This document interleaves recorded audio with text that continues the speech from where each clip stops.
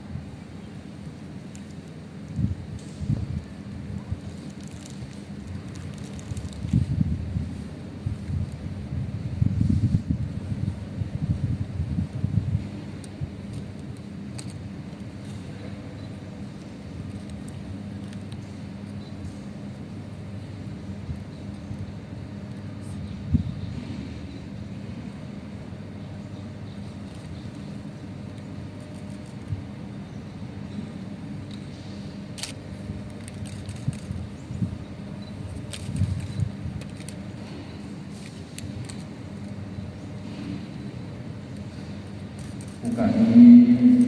ขอเรียนเชิญพลโทปรีชาญาโชติรองอธิบดีกรมทหารเลข9-4ประธานพิธีได้ประกอบพิธีถวายน้ำสงฆ์ผ้าไตรเครื่องสักการะและเครื่องประดับพระราชทานแด่พระเดชคุณพระเจ้าคุณพระธรรมวชิรญาณโกศลวิ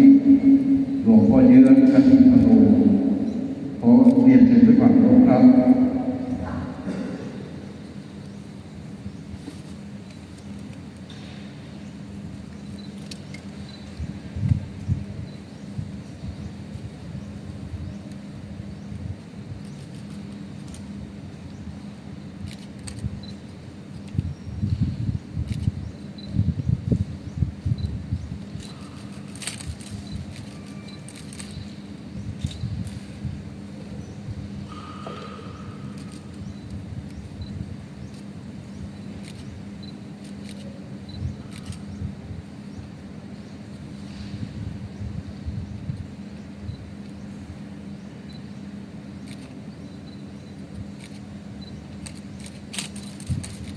Amen.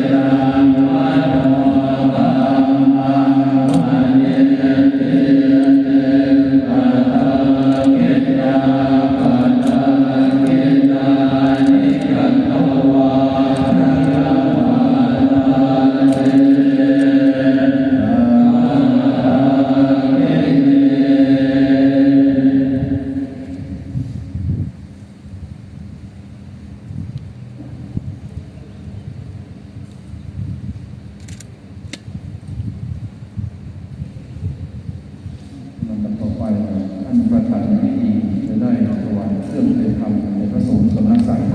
รูป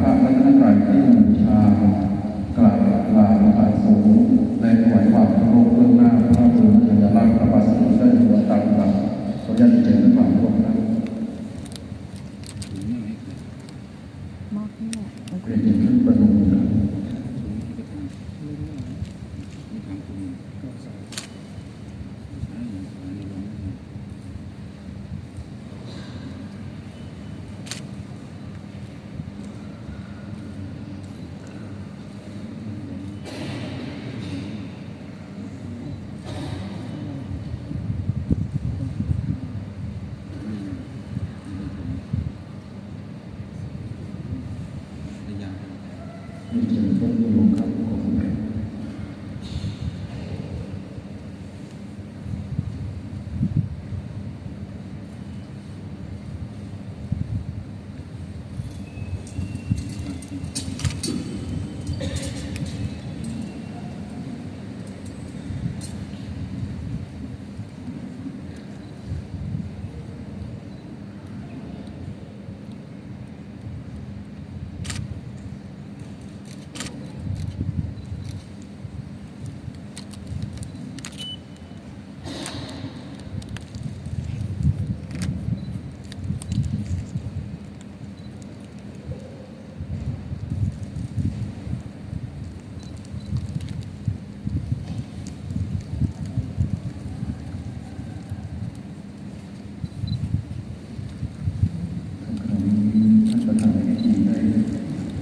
การประธานสงฆ์หรือพระเจ้าคุณท่านพระธรรมพระเจ้าอาจารย์โกศล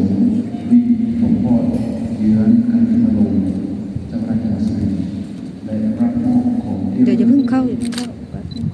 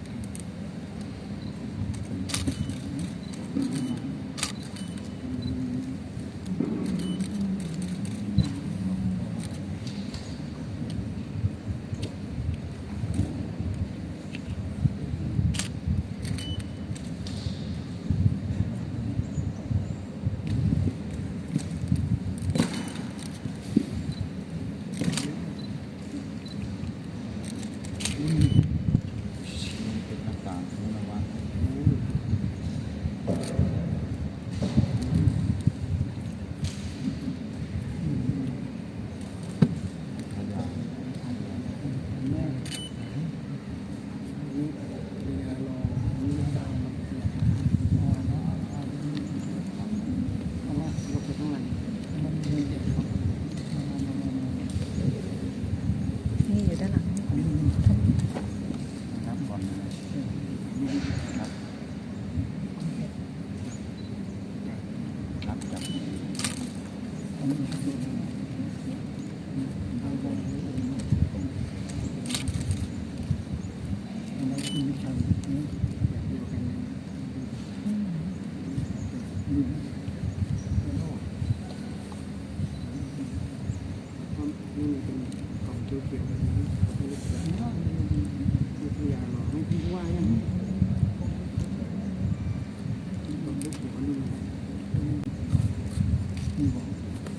แกะหรือยัง หมดแล้ว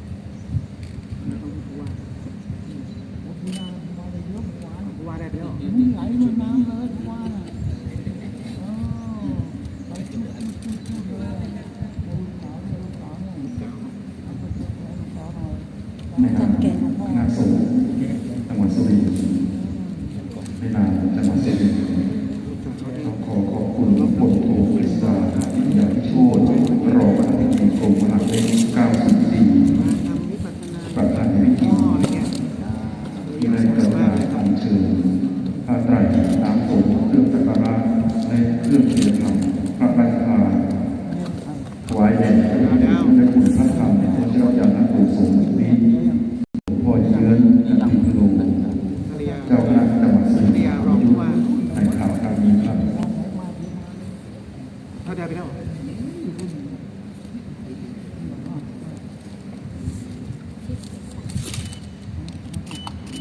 ให้ผมทำนี้นั่งดูกัน ครับไม่ร้อยเหรียญเอาออกยังไม่ครบ ยกเลยนะเดี๋ยวผมจะไปแจกคนในวังรุ่นคู่รุ่นอะไรนะแล้วมันสารอะไรส่งมา เรารับไปเยอะเลยทั่วประเทศที่ว่า เอ้าก็พูดกัน มีของสมเด็จธงชัย เนาะ มา บอกไปได้บอกเลยสรุป อันนี้นะ ดูการเข้า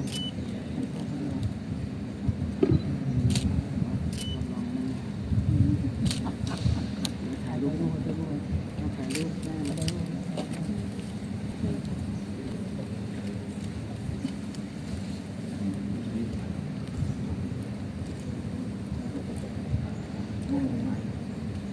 อันนี้ปิวฮะเก็บไปนะ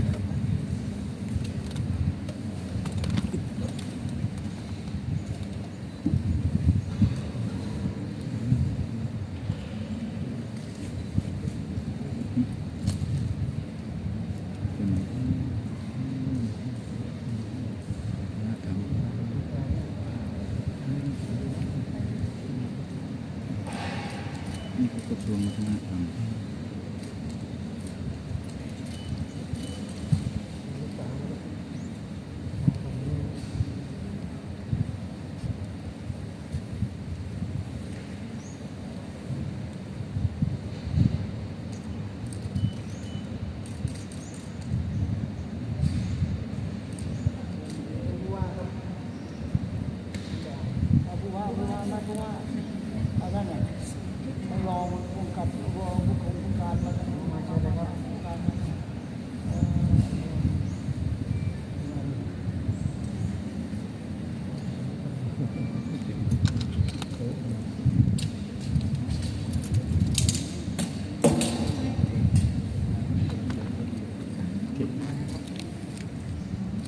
มีท่านผู้ว่าราชการจังหวัดสุรินทร์ท่านผู้จัดการมณฑลที่25และท่านผู้แทนผู้ว่าการตำรวจภูธรจังหวัดสุรินทร์รองผู้ว่าราชการ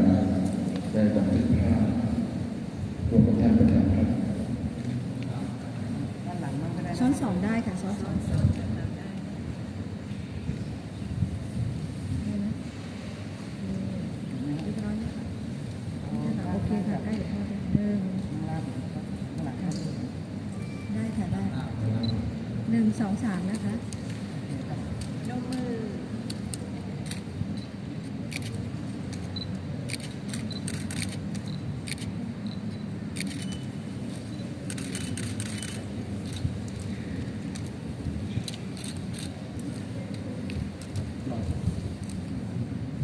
ค่ะเรียบร้อยค่ะ